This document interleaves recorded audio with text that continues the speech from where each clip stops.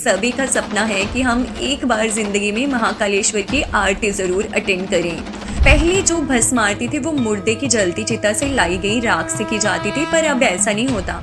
अब ये आरती पेड़ों की छाल। तीसरी आरती में भगवान शिव को उनके अपने ही अवतार हनुमान जी के स्वरूप में दिखाया जाता है, और जो चौथी आरती है उसमें भगवान शिव। नमस्कार, मैं हूँ अलका शर्मा, मेरे चैनल में आपका स्वागत है। अभी जब मैं महाकालेश्वर गई थी तो बहुत सारे लोगों ने मुझे आरती के बारे में पूछा और कईयों ने मुझे कहा कि मैं महाकालेश्वर के ऊपर एक डिटेल में वीडियो बनाऊं। तो आज की वीडियो का मेन मकसद वही है कि मैं आप सबको महाकालेश्वर के बारे में बताऊं, और महाकाल के मंदिर से जुड़ी कुछ ऐसी बातें भी मैं आपको बताने वाली हूँ जो कि आपको हैरान कर देंगी। तो सबसे पहले मैं शुरुआत कर रही हूँ भस्म आरती से, जो कि हम सभी का सपना है कि हम एक बार ज़िंदगी में महाकालेश्वर की आरती ज़रूर अटेंड करें।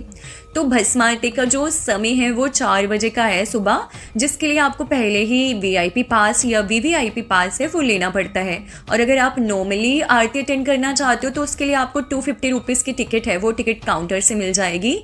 पहले जो भस्म आरती थी वो मुर्दे की जलती चिता से लाई गई राख से की जाती थी, पर अब ऐसा नहीं होता। अब ये आरती पेड़ों की छाल और जो उपलों की राख है उससे की जाती है। कपिला गाय के उपले होते हैं जिसमें। और आपको पता है क्या कि महाकाल मंदिर के सामने से कोई भी बारात नहीं निकलती है, क्योंकि यहाँ ऐसी मान्यता है कि महाकाल के सामने से कोई भी घोड़े से बैठकर नहीं निकल सकता। और ये भी कहा जाता है कि यहाँ पर कोई भी राजनेता उज्जैन में रात के समय में नहीं रुक सकता, चाहे वो कितनी भी बड़ी पोजीशन पर क्यों ना हो, क्योंकि उज्जैन के राजा तो सिर्फ महाकाल है। यहाँ पर जिन जिन राजनेताओं ने रात के समय में रुकने की भी कोशिश की उनको अपनी सत्ता से हाथ गंवाना पड़ा। और जैसे कि हम सभी जानते हैं कि हम बिना बुलावे के कहीं भी नहीं जा सकते, तो महाकाल के दर्शन भी आप तब तक नहीं कर सकते जब तक बाबा की मर्जी ना हो। कई बार ये देखने को भी मिला कि लोग इतनी दूर से दर्शन करने के लिए आ तो गए, पर उन्हें खाली हाथ ही जाना पड़ा, महाकाल के उन्हें दर्शन नहीं हुए।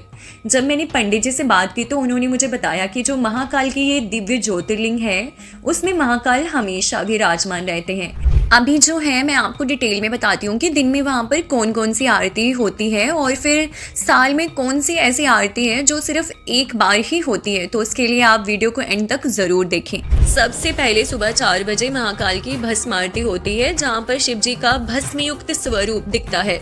दूसरी आरती में महाकाल के घटाटोप स्वरूप के दर्शन होते हैं। तीसरी आरती में भगवान शिव को उनके अपने ही अवतार हनुमान जी के स्वरूप में दिखाया जाता है, और जो चौथी आरती है उसमें भगवान शिव का शेषनाग स्वरूप दिखता है। पांचवी आरती में भगवान शिव दूल्हे का रूप धारण करते हैं, जो कि बहुत ही ज्यादा सुंदर लगता है। और जो छठी आरती होती है वो शयन आरती होती है, जिसमें भगवान शिव अपने ही रूप में दिखाई देते हैं। महाकाल के कुछ ऐसे अवतार भी हैं जो कुछ ही भाग्यशाली लोग दर्शन कर सकते हैं, क्योंकि वो उन्हें सिर्फ साल में एक बार ही धारण करते हैं। तो चलिए जानते हैं उसके बारे में। पहला अवतार है महाकाली अवतार, दूसरा है महाकाल के पुत्र गणेश का अवतार, और तीसरा है महाकाल का रुद्र अवतार। इनके दर्शन बहुत ही कम लोगों को नसीब होते हैं, इसीलिए कहा जाता है कि महाकाल की नगरी उज्जैन पर कभी कोई संकट आ ही नहीं सकता, क्योंकि महाकाल इसके खुद रक्षा कर रहे हैं। और दूसरी तरफ यहाँ पर चिंताहरण गणेश जी हैं, तो हर सिद्धि माता का शक्तिपीठ भी है, और गढ़कालिका माता जी का भी शक्तिपीठ है। और काल भैरव तो कहा जाता है कि एक सेनापति की तरह उज्जैन नगरी की हमेशा रक्षा करते रहते हैं। एक बार आप वहाँ जाने से पहले ना गूगल मैप का सहारा तो ज़रूर लीजिएगा, क्योंकि बाहर जब हम दूसरी जगह पे जाते हैं तो गूगल मैप का बहुत ही ज़्यादा हमें हेल्प मिलती है। तो मैंने तो यही किया था।